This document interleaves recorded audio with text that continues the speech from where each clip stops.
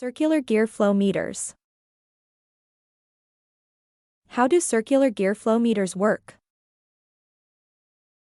The principle of operation is very similar in nature to that of an oval gear meter and other positive displacement type variations. Liquid is trapped through voids as it passes through the mechanism. Each void is precision designed to trap an equal amount of liquid.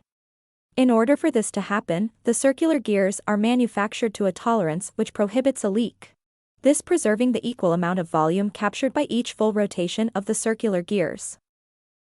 Since the gears possess teeth, they will be naturally driven to rotate as liquid passes through owing to a positive pressure created by a liquid's positive flow.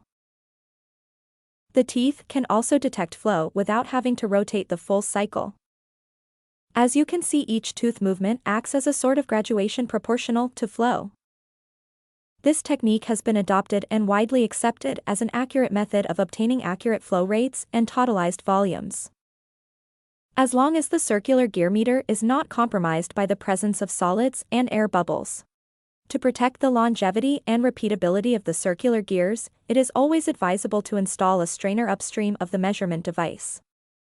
What kind of applications is the circular gear meter popular in? Basically, a whole host of different viscosity oils and chemicals. This would include ink, silicone, lubricants, hydraulics. Everything from skydrol to polyurethane, wax, paint, lacquer, and more. Is the circular gear meter suitable for my application?